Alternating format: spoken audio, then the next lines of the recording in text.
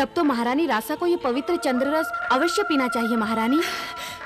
तो तू स्वयं उन्हें क्यों नहीं देती? हाँ, वो तुझ पर कितनी प्रसन्न होंगी।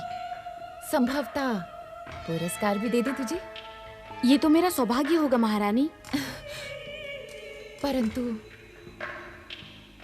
उनसे ये मत कहना कि ये मैंने भिजवाया है। पर क्यों महारानी? औरतों का स्वभाव तो तू जानती है ना जीनो। संभव है कि महारानी मुझ पर संदेह कर बैठे कि स्वयं बांझ होने के कारण मैंने इस पवित्र चंद्र रस में उन्हें विष मिलाकर दिया है। फिर वो इसे कभी स्वीकार नहीं करेंगी। हाँ, यदि तू इसे अपनी ओर से ले जाएगी तो वो तुझ पर संदेह नहीं करेंगी और वो इसे स्वीकार कर लेंगी। मैं समझ गई महारानी, आपका हृदय कितना विशाल है। आप महारानी रासा पर उपकार भी करना चाहती हैं तो गुप्त रूप से। उपकार कहाँ जीनो, इसमें तो मेरा ही स्वार्थ है ना। स्वार्थ? महारानी रासा माता बनेंगी तो मैं भी तो बड़ी माता कहलाऊंगी ना। ये ले, और ध्यान रहे इस पवित्र चंद्र रस की एक भी बूंद भूमि पर न गिरने पाए। आप शगुन होता है। आप चिंता न करें महारानी, मैं ध्यान रखूंगी।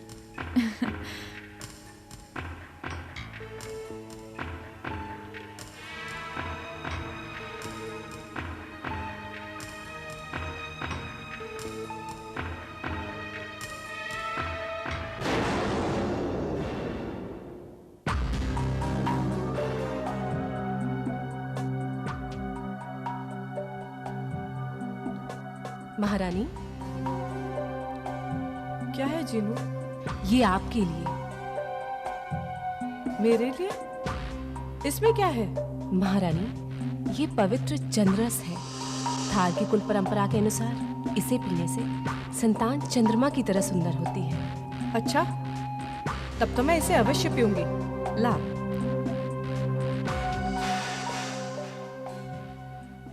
अरे बिलारी, तू यहाँ क्या कर रही है? जरा पकड़ तो।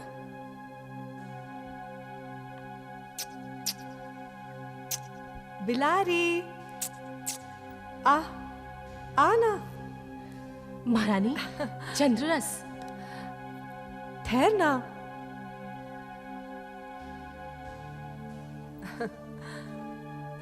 आजा। महारानी, इसे पी लीजिए। बिल्ली मैं पकड़ देती हूँ। नहीं, बिल्ली को मैं पकड़ती हूँ।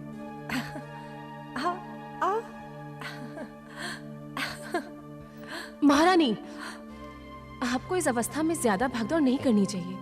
लीजिए, इसे पी लीजिए। अच्छा, ला, ये पकड़।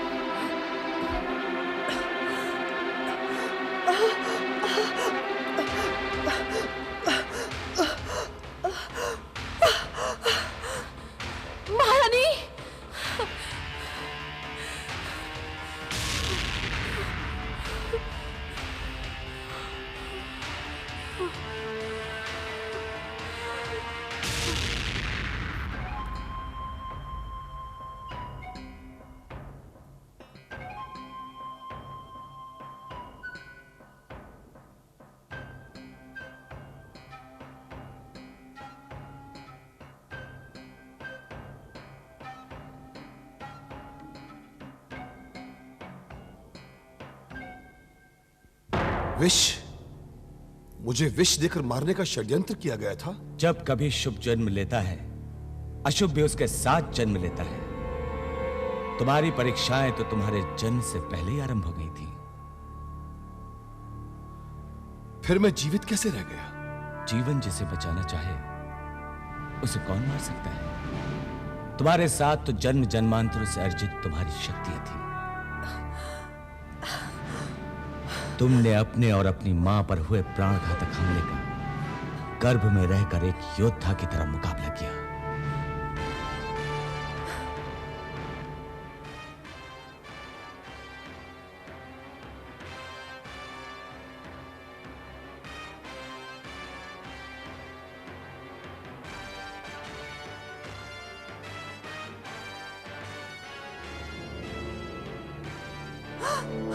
मेरा बच्चा, मेरा बच्चा। घबराइए नहीं महारानी, आपका बच्चा सकुशल है। अरे आपके बच्चे ने तो गर्भ में ही एक महान योद्धा की तरह अपने और आपके प्राणों की रक्षा की है। महाराज, परंतु रासा की ये दशा कैसे हुई राजवैद्य? महारानी, ये बात तो दासी के होश में आने पर ही पता चलेगी।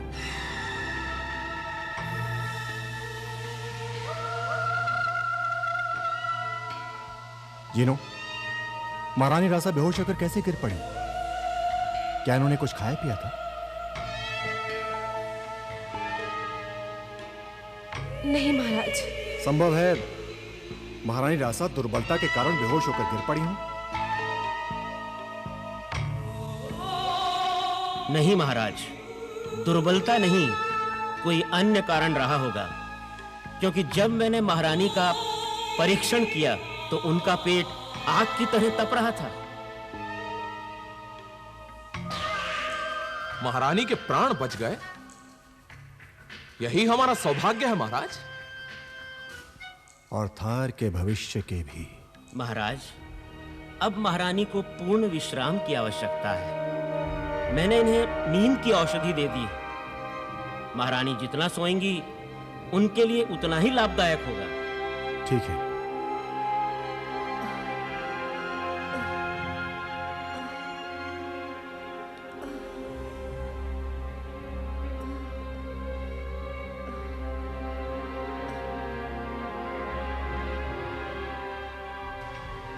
नासा का तुम पर किया गया हमला नाकाम रहा। वहीं दूसरी तरफ तुम्हारा एक और दुश्मन नारक महाराज जारान से मार खाने के बाद चुप नहीं बैठा था। वो अपने उस एक संग में बैठा तुम्हारे जन्म स्थान थार ग्रह को बर्बाद करने के लिए अपने शैतानी दिमाग से एक और नई योजना गढ़ रहा था।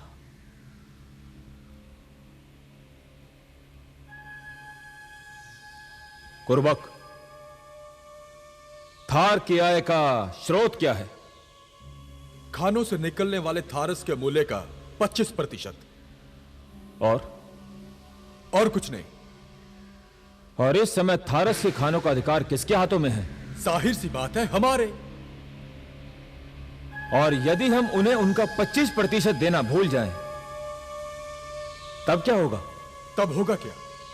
वो ओमियान के पास जाएंगे, शिकायत करेंगे, अंतरिक्ष समुदाय के सामने न्याय की भीख मांगेंगे। और क्या? और न्याय में समय लगता है कुर्बक। जब तक उनको न्याय मिलेगा तब तक वो क्या करेंगे? उनके पास भूखे मरने के अतिरिक्त कोई मार्ग नहीं होगा। परंतु स्वामी नारक, ओमियान अवश्य हमसे नाराज हो जाएगा। होने दो। ओमियान में हमारे स्वार्थों की देखभाल करने के लिए वहां राहु है ना। वो उन्हें ऐसा कोई भी निर्णय नहीं लेने देगा जिससे हमारी हानि होती हो।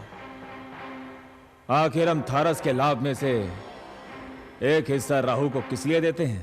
परंतु अंतरिक्ष समुदाय के समक्ष हमारी छवि का क्या होगा?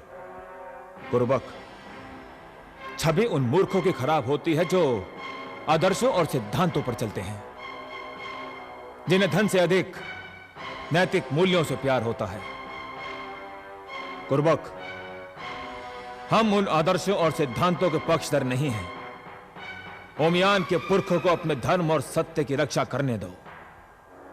हमें अपना और अपने भागीदारों का लाभ देखना है। कुर्बक, सत्ता उसी की होती है जिसके पास धन होता है। और एक बात याद रखना, धन से ही सब कुछ खरीदा जा सकता है। अर्थात आज के बाद जारांत को 25% देना बंद कर दो। परंतु जरात को कुछ ना कुछ तो उत्तर देना ही पड़ेगा स्वामी नारक। कह दो कि हमारे लेखाकारों से गणना करने में कोई भूल हो गई है और हम अपने बही खातों का लेखा जोखा कर रहे हैं। लेखाकारों ने गणना में भूल कर दी? आज तक ऐसा नहीं हुआ। कहीं नारक हमारे साथ कोई चाल तो नहीं चल रहा? नारक पर संदेह करने का कोई कारण नहीं है महाराज। वो चाहता तो पहले भी ऐसा कर सकता था। नारक स्वयं महारानी रासा से विवाह करना चाहता था। संभव है आपसे हारने के बाद उसका प्रतिशोध वो इस तरह से ले रहा हो। यदि ऐसा है महाराज तो हमें ओमियान में निवेदन करना चाहिए। हाँ, अंतरिक्ष व्यवसाय नियमों के अनुसार यह हमारा अधिकार बनता है। मैं तुरंत ओमियान की आपातकालीन बैठक बुलाने की प्रार्थना करता हूं।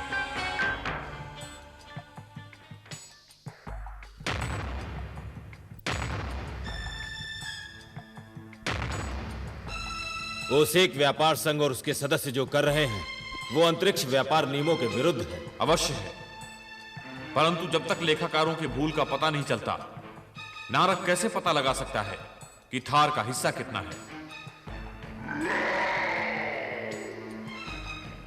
महान होशी, नारक के लेखाकारों की भूल का धन थार को क्यों मिलना चाहिए? यह तो सरासर अन्याय है। और यदि गणना यह बताए कि लेखाकारों की भूल से थार के भाग में 25% से अधिक धन आ गया है, तो क्या होगा? क्या जारांत अधिक पाई हुई राशि लौटाएंगे या उसकी भरपाई ओमियान के खजाने से होगी? यदि हिसाब किताब से यह निकलता है कि थार के हिस्से में 25% से अधिक राशि आ गई है, तो ना केवल हम उसे लौटा देंगे, बल्कि उस पर ओसेक व्यापार संघ को हम ब्याज भी देंगे। नारक, लगता है ओमियान को और विशेष रूप से महाराज जारांत को मुझ पर विश्वास नहीं रहा। लेकिन मैं महाराज जारांत को यह अवगत कराना चाहूंगा कि मैं अपनी व्यक्तिगत भावनाओं को अपने व्यवसाय के बीच नहीं लाता। तब तो तुम्हें जारांत का प्रस्ताव स्वीकार कर लेना चाहिए। अवश्य, इसमें मेरी भी सहमति है।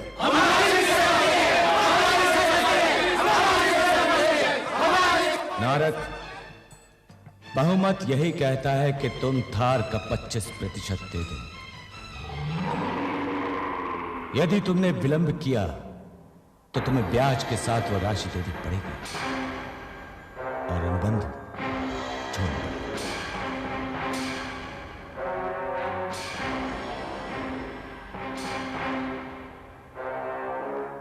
ओमियान के इस हार ने नारक को और खूंखार बना दिया।